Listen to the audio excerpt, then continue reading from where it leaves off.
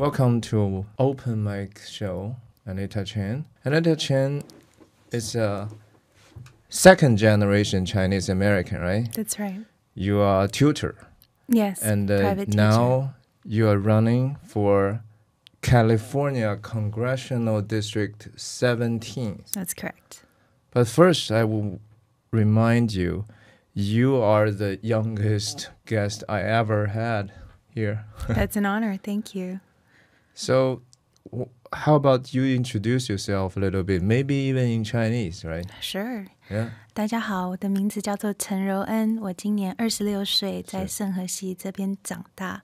那小时候是自学长大的，后来读大学的时候呢，读了一个硕士 liberal arts， 后来一个 MBA，然后现在正在读一个教育科技的 PhD。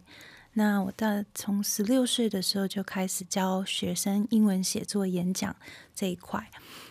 其实不是因为我很会讲英文或者很会演讲来做这一块，而是那时候我大概12岁的时候，其实英文写作的能力有点问题，需要进步。所以那时候妈妈因为自己无法教英文写作，所以她就非常着急，那为我找了一个老师，他很明确的也很有系统性的来教我英文。那我在他学习当中，然后就大概2年之后，我就开始教我自己的学生。对，然后所以这样子教下来也16岁到26岁，就10年的时间。对对，所以我有教过这圣荷西湾区这边上百个学生，也有机会教到外国的学生。那我觉得现在做的工作跟以前的相同点就是一样的，希望可以帮助学生，还有听众们找出他们自己的 voice， 他们自己的声音，愿意把他的想法讲出来。这个 Anita Chen， 没想到我们开始是这样的哈。我呢用一个我不是很擅长的英语在介绍你，然后你呢用可能你已经很擅长但并不是你的第一语言的中文在讲。然后我相信很多观众会觉得说，哇，他多么希望像我们这么大的有孩子的人，多么希望自己的孩子也可以讲这么流利的中文哈。像你这样讲的好的，在这儿长大的华人小朋友哈，年轻人了，你不是小朋友，是很少的。那你是怎么学的中文的呀？这个也感谢神。然后我说这不是客套话，是真的。因为我在教会的时候，我们唱诗歌的时候，这上面是写英文，然后翻译就是在中文，是，所以要读赞美啊、荣耀啊这种字，我特别会。对，荣耀赞美啊，那其实你就是说，你的中文有相当一部分要归功于教会的这样的一个音乐的敬拜的场合。对，这是一个场合。对呀，那你现在我们一开始讲了，可能大家听到了。现在 Anita 或者是叫什么柔恩是吧？温柔的柔，恩典的恩，这个可能和你的信仰也有关系，跟你的家庭的信仰也有关系，对吧？你现在是要想竞选这个加州的国会众议员的这样的一个位置。那我们知道17区现在的国会众议员是 Rokana 先生哈。是 Rokana 先生实际上来过我们这个节目，就是开放麦，他曾经上来过。当然他本身很会讲话哈，他非常厉害。但是他的一些政策呢，我相信也有一些的选民也不一定能够完全认可哈。包括特别他和这个 Bernie Sanders 走在一起的时候，其实有一些政策让人觉得说这个有一点点大跌眼镜。但是同时我们也要客观的说呢，国会议员这个位置是非常难拿到的。是。然后你呢，刚才讲了，你自己介绍是26岁哈，这么年轻。国会到现在好像 AOC 应该是最年轻的吧现在好像有一个是 Florida 的 representative 25岁上任，现在好像27岁了有这样年轻的了。那你有什么样的底气去做这个事情？然后我相信这个东西也不可能一蹴而就哈。当然如果说成功的话，那就要提前恭喜，但是说谢谢。几率可能客观上是比较小的。是，你为什么要做这个事情？是呀，我想我决定要参选的时候，不是因为有人允许我，或者我看着 statistic 觉得很有机会，而是我从内心出一个决心跟勇气，这是我应该做的事情，为没法帮自己伸冤的人伸冤，为没有声音的人帮他们说出他们的故事，他们的声音。对，你这个竞选的其中的一个标语是 Become a voice for the voiceless. That's right. 所以你刚才翻译的是说为再说一遍，你怎么说的？对，这是圣经箴言31章的有一节，31章8到9节，无法为自己伸冤的伸冤。哇，你这个原来是有圣经依据的哈，而且你居然能够把中文的经文说出来。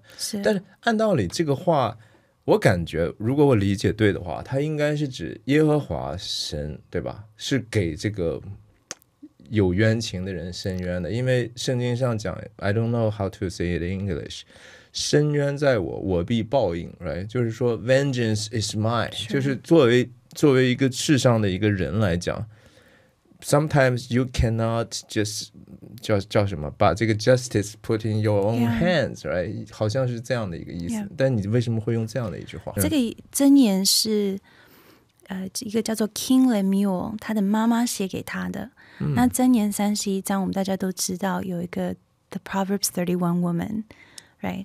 可是 The Proverbs 31 Woman 它的 description 是从第10章才开始，一开始它就是 This mother is speaking to her son and in Proverbs 8 to 9 it says to speak for those who cannot speak for themselves.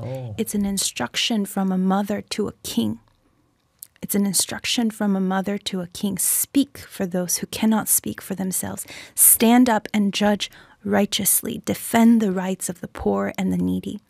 So I think it's so significant that as a woman, she calls to her son and she says, execute justice. Execute justice.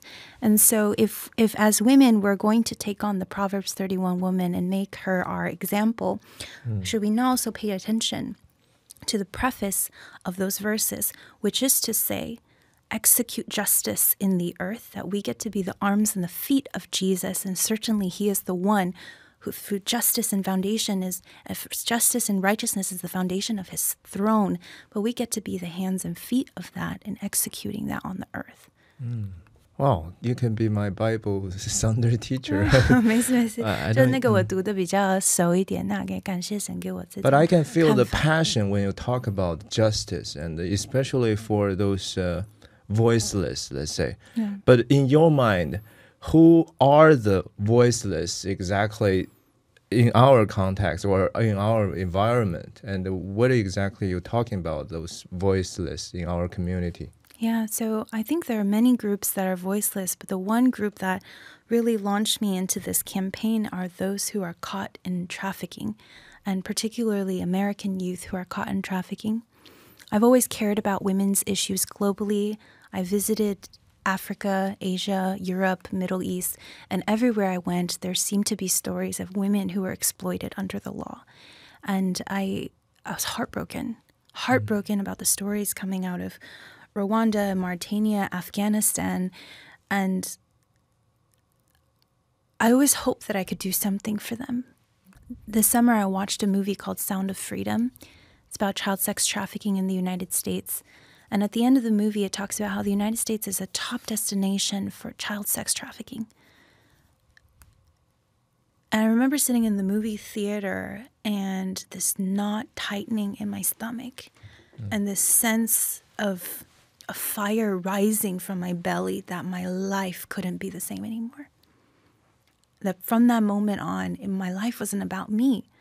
It was about seeking justice for this group of people who were exploited and vulnerable and needed a voice to be spoken on their behalf to tell their stories. I started doing more research and I found that the story around trafficking in the United States is very different than what we imagine. So, for example, 80% of child sex trafficking cases in America are of American youth. American youth. It's not primarily people that are being trafficked into the United States, although that's a significant and serious problem. It's primarily American youth. And the majority of trafficking cases are of a trusted adult. So sometimes it's an uncle or a teacher, or sometimes it's a trafficker that exploits children and connect with them through the internet, through Minecraft or Fortnite.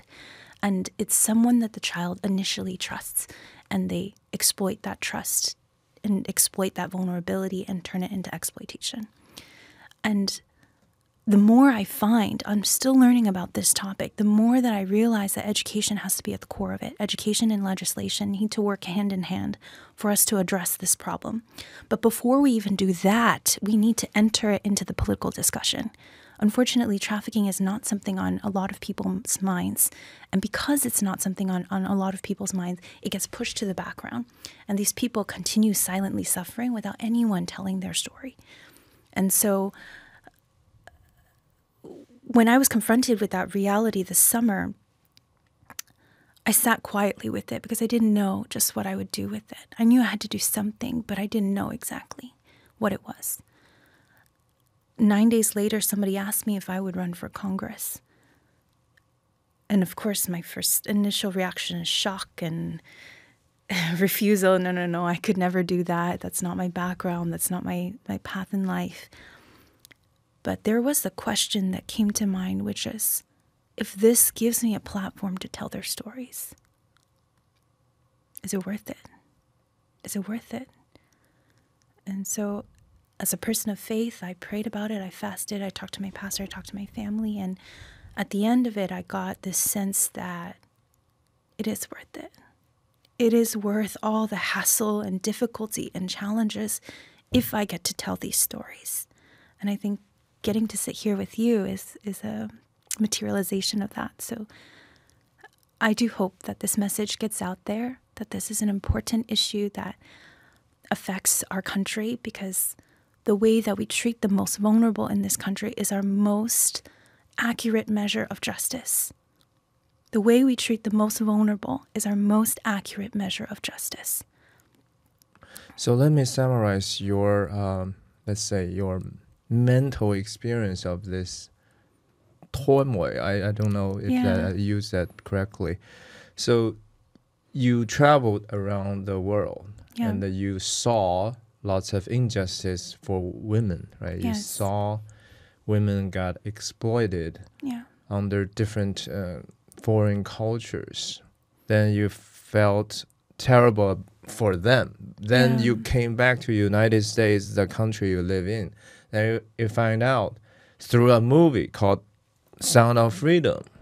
And here the same problem, maybe even worse, exists here. Yeah. And that make break your heart. Yeah, and it felt like this is happening in the country that I love. This is the most powerful, one of the best civilization on earth. Yeah. And it does exist. Yes. And how bad is it? So as you can imagine, it's difficult to get statistics on it. I hear varying statistics, so I don't want to give a particular one. But I do want to modify something that I said earlier, which is that no one is speaking for them. Throughout this process, I've gotten a lot of chances to connect with wonderful community advocates who are advocating for the liberation of women and children caught in trafficking. For example, Love Never Fails is a wonderful one. Is this a nonprofit? It's a nonprofit, and it connects with women and children who are exploited and actually gives women options. So they'll give women education, teach them data, and the founder, Vanessa, has a connection with Cisco.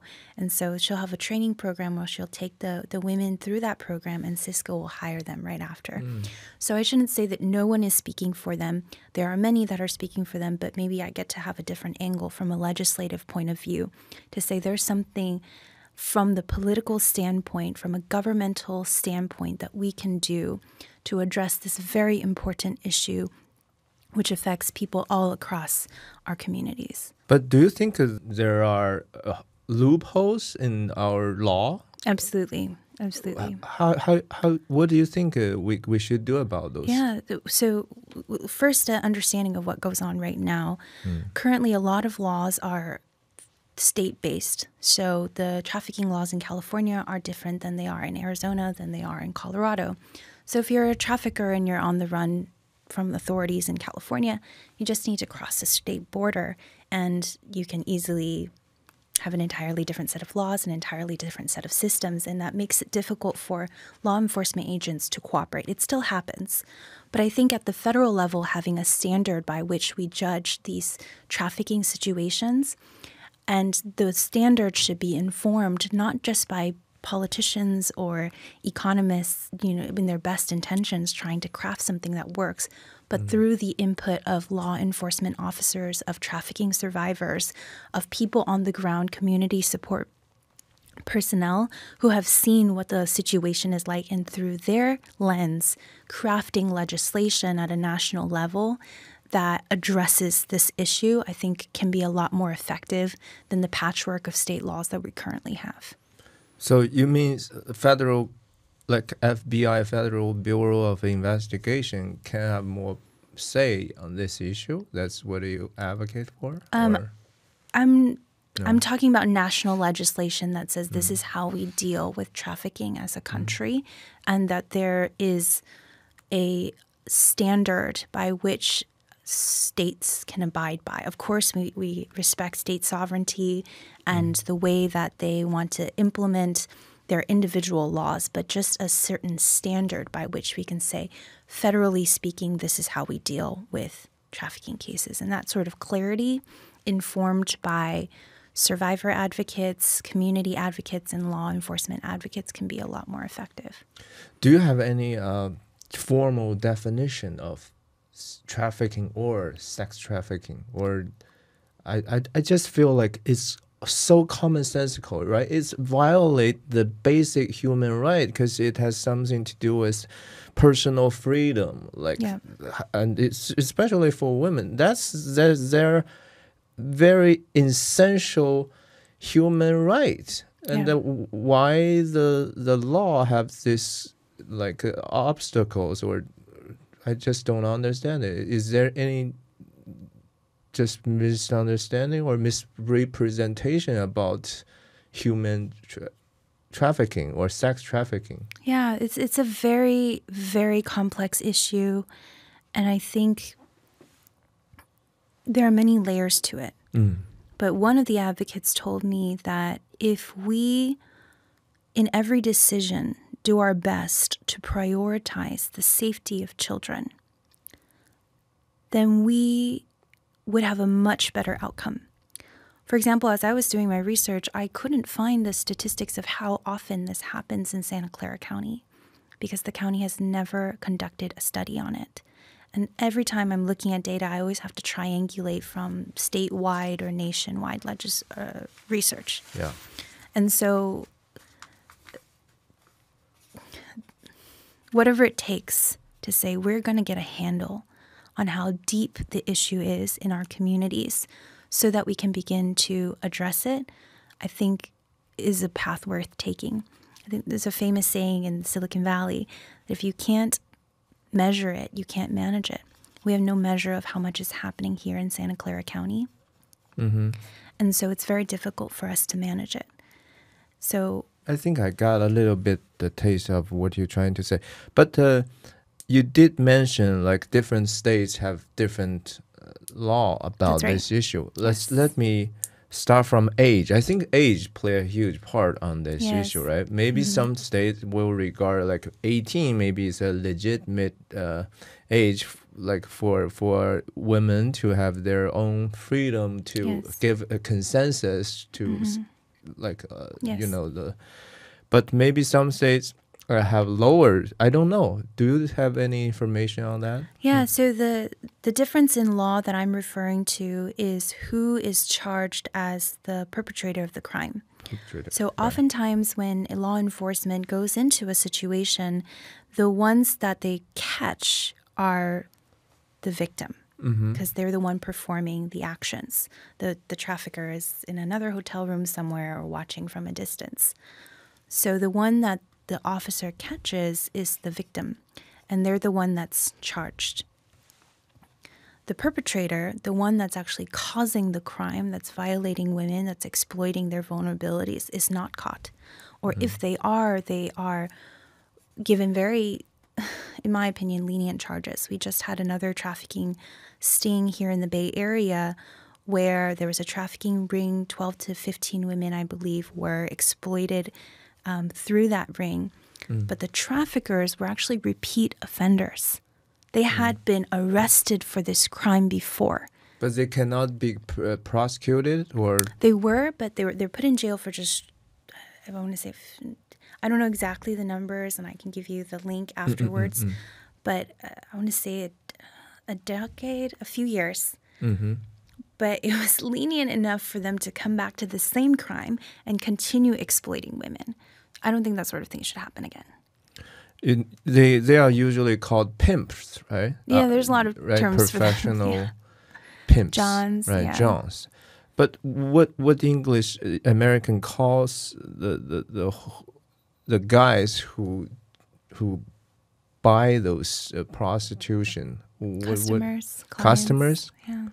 But that's too neutral, huh? We should give them some other. But let's say Sex buyers is another name. You think the law is not strict enough for those I think we need to re-examine the laws from the point of view of community advocates and of survivors, because they know best about how to adjust the law and create laws that actually protect them, preserve their dignity, and restore their sense of personhood. I think we want to respect states' rights as much as we can, but part of the job of the federal government is for the common defense and the general welfare of the people. And I think if there's any issue that affects the general welfare of the people, it's this one. So it's 100% legitimate to have national standards for how we deal with this issue. There is resistance of what you advocate for. Do you think there's a resistance? There is resistance, yeah. I think it's difficult to pass anything on a national level. Yeah, that's true, because everything is slow in Washington, right? Yeah.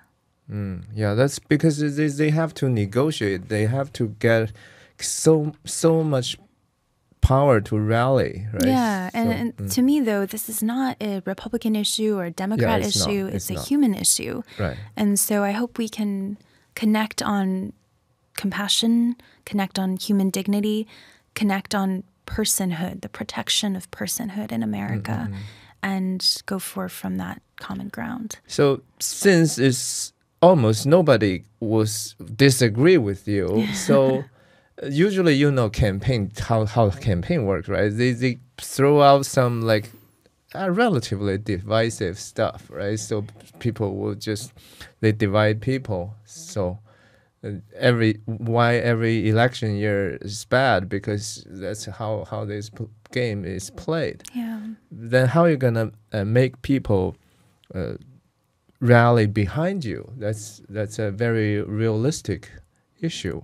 So the reason why I got into this campaign is to be a voice for the voiceless. That began with exploited individuals, vulnerable women and children caught in sex trafficking. That was my reason for running it. But the more that I connect with constituents, the more that I connect with concerned citizens, I find that so many of them feel voiceless, so many. Parents who feel that they're being separated from their children, children who feel that they're not free to express their opinions in schools, community members who feel unsafe going to the grocery store. They feel voiceless. They feel voiceless, and Congress has something to do with it. And whether we like it or not, the legislation that we pass at the national level has an influence on education. It has an influence on our economy. It has an influence on our gas prices. It has an influence on community safety. All of these things, although some of the influences may be minute, Congress has something to do with it. And at the congressional level, it's a stroke of a pen. But at the individual level, it's the mother who feels separated from her daughter. It's a young woman going to the grocery store with a key in her fingers, thinking if she's going to get attacked. It's a small business owner who has worked for 10 years to build up a business and now feels the pressure of foreclosure because inflation has increased the cost of living and sapped his customer base. So what we do at the national level has an individual effect, and I never want to forget that. I never want to forget that. And so although I walked out to be a voice for the voiceless, for exploited people, there are so many others in our society that feel voiceless, that because they don't have a place in the political discourse, because they don't have a seat at the table, they feel as though their opinions don't matter, their life doesn't matter. It's a throwaway at the altar of political persuasion. So it seems like advocate for those who in disadvantaged, right? Like they fall short of their supplies or essential life resources and opportunities.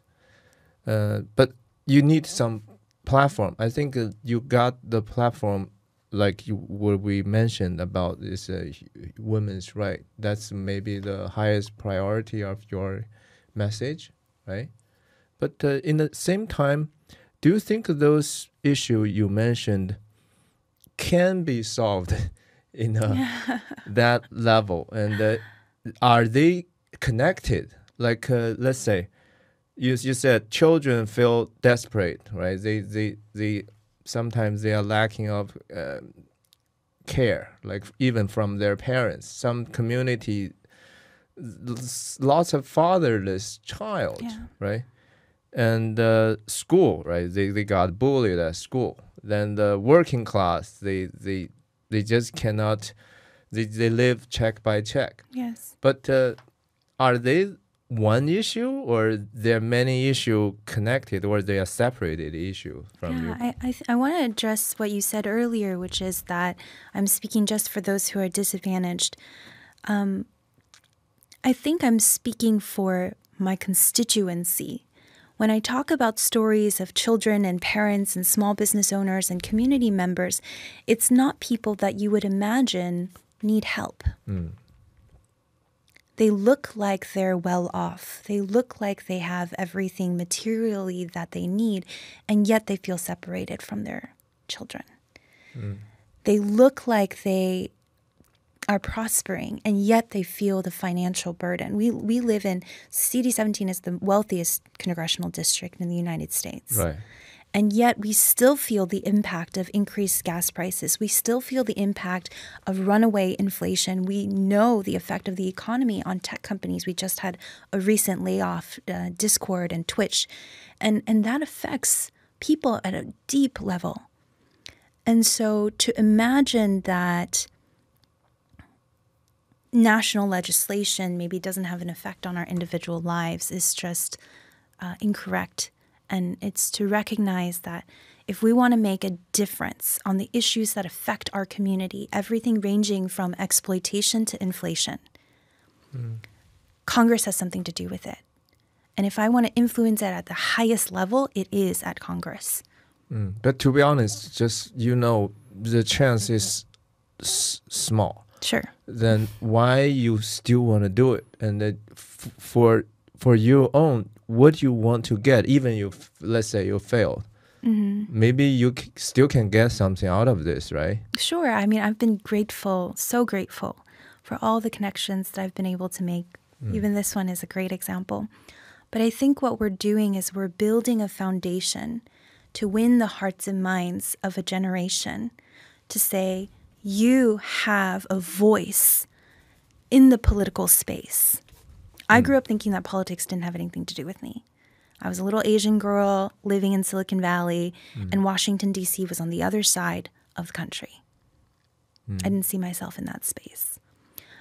But one message I hope to bring to this constituency in particular, it's the only Asian majority district in the contiguous United States. We're already majority here? Yeah, Asian majority. Oh, really? Yeah. Okay. Yeah. And it's just to say, I know it feels challenging. It feels incredibly scary. Scary. How? To make How your scary? voice make your voice heard politically, because it feels risky. right? And I know it feels scary. Scary. Let's talk about that. Yes. Being scary.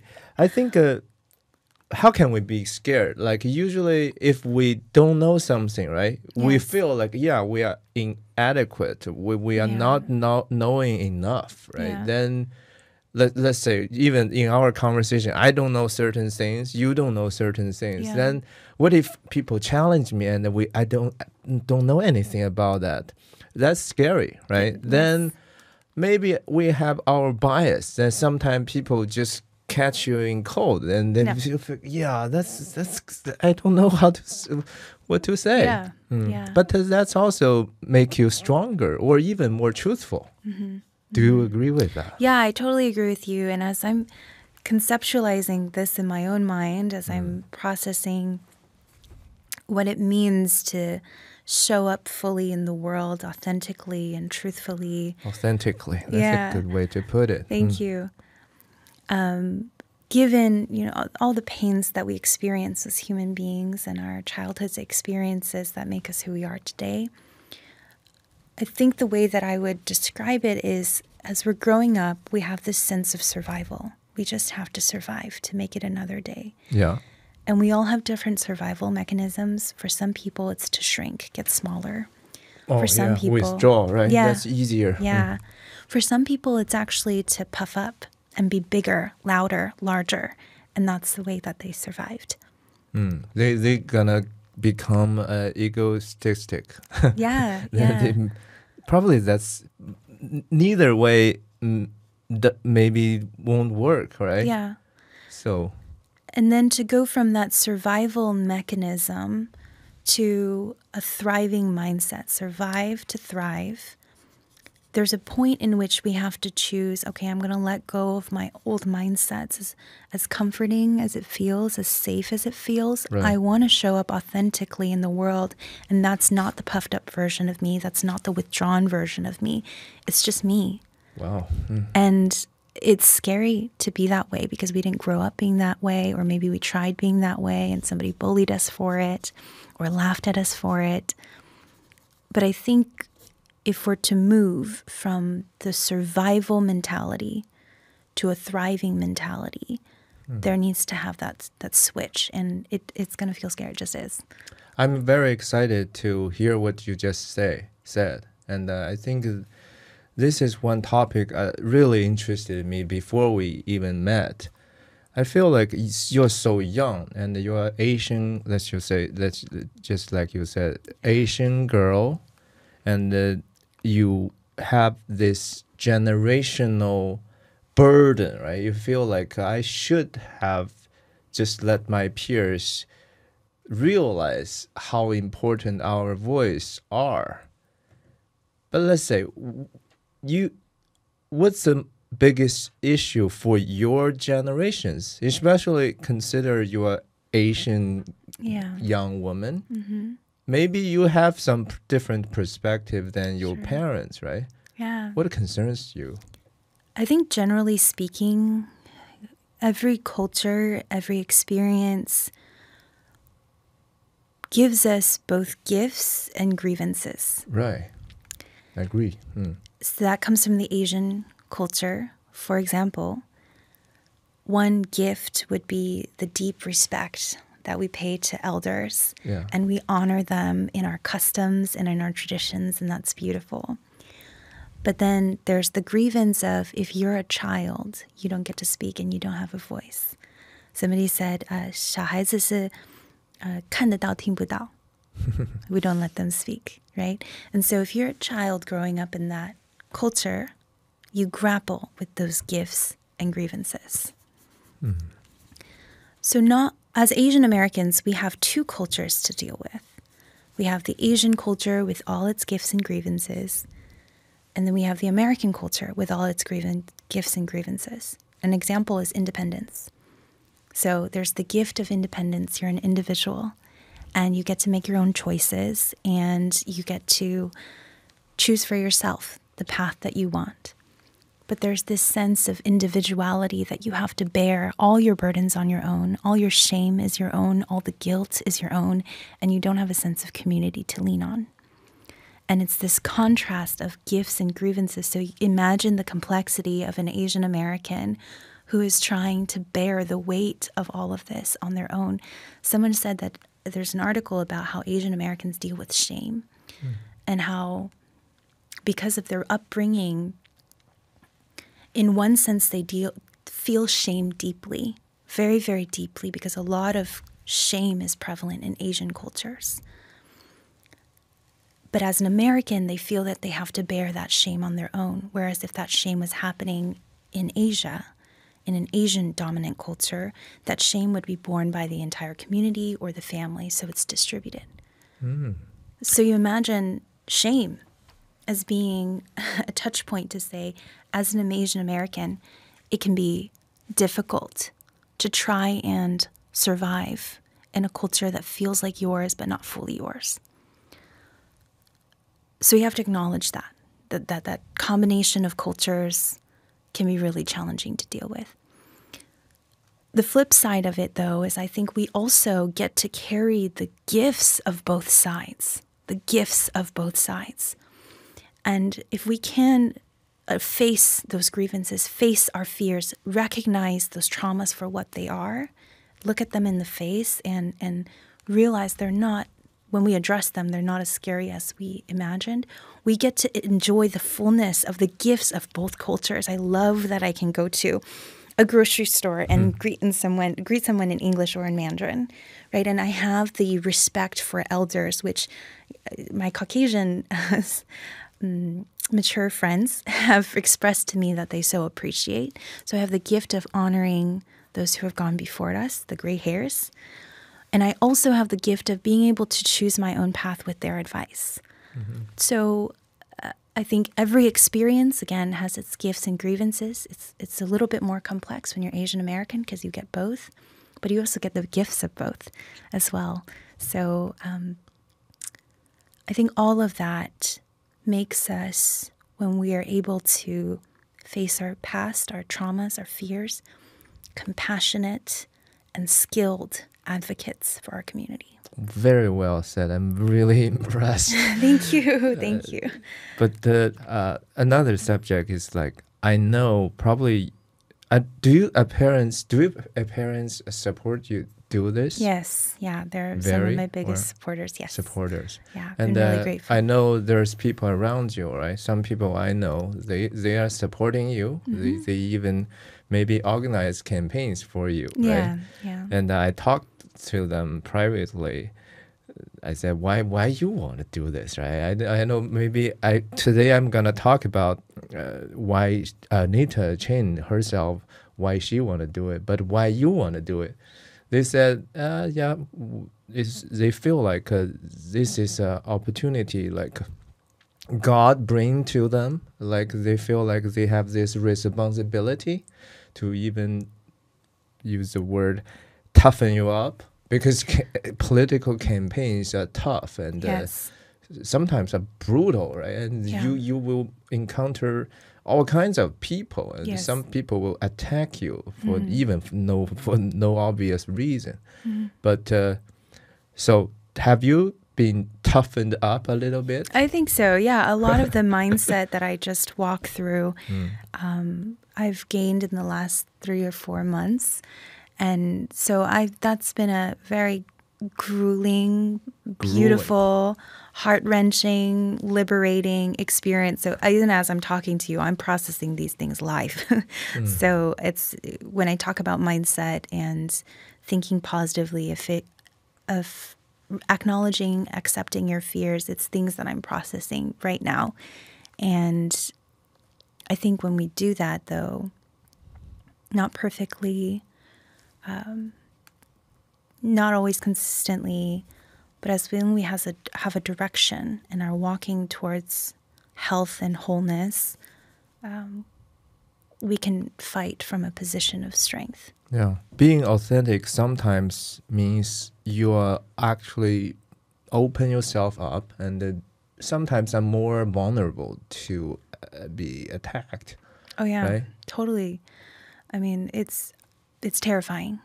Right. It's terrifying. So being that we just like like our faith, right? We actually try to be authentic about our faith too. I mean, we believe in that.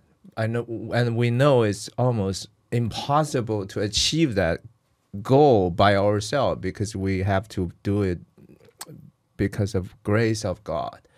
That's also sometimes tear us apart, right? Daily. I mean, we have this spiritual infight sometimes, and I mean, you decided to go on this path.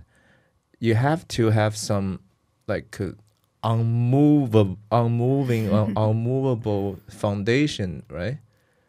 Do you have that? Do you think it has anything to do with your faith, your choices on this? Certainly, yeah. I think my faith is a big motivator. I mentioned Proverbs 31, but if there's one story that would encapsulate it, it would be the story of Queen Esther, where I'm deeply inspired by her, where she is actually shown to be fearful in the story. She says, no, find somebody else. But then she's called to her place and says, what if you were entered to the palace at such a time as this? Mm-hmm. What if?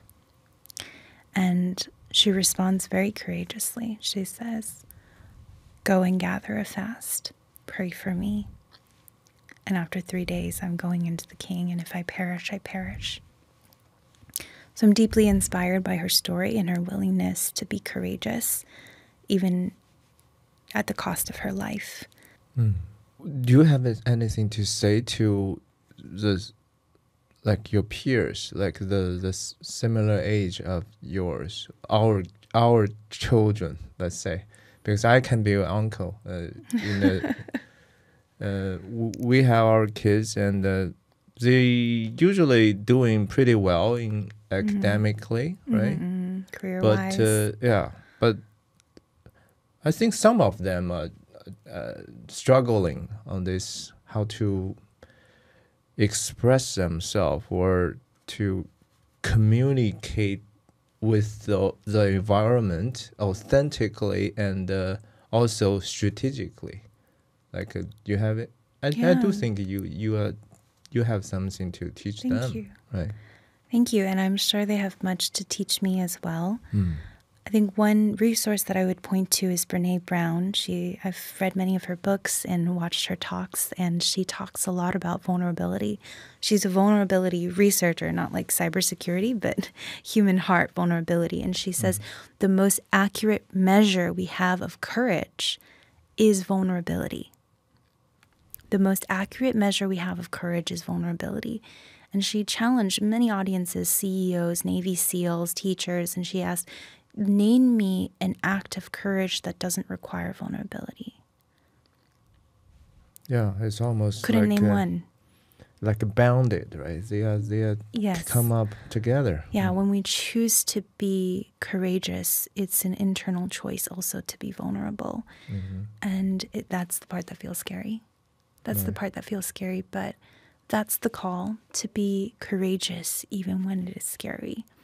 And again, my message to Asian Americans in our community is to say that this is your country too. Yeah, this is your country too. Sure. And it may not have felt that way for decades, but this is your country too. This is your home.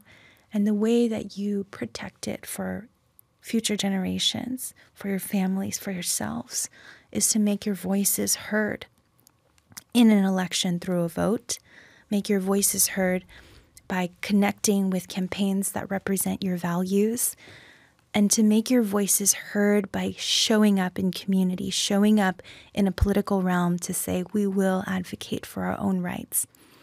And I'll just say from a very objective point of view, like I know this as I'm looking at the statistics, which is when Asian Americans vote at lower rates than other groups, yes, and we usually do. If you're making a very utilitarian calculation, you're just not going to put as many resources or be as responsive to the group that votes less than other groups do.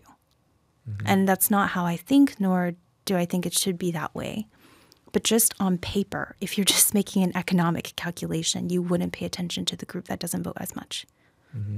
So I think one way for Asian Americans to show up and to make their stories known and make their values known is to show up on the polls. And that's the first step. Talking to people is another. Donating, campaigning is very expensive. Do you realize you have to talk to lots of people? Like the politician we know, like they don't have weekends. No. they just join like attend several, sometimes 10 events at the weekends. Yeah. It's crazy. It's packed. Yeah, it's packed. I mean, I think their weekdays might be more relaxing than their weekends. Yeah.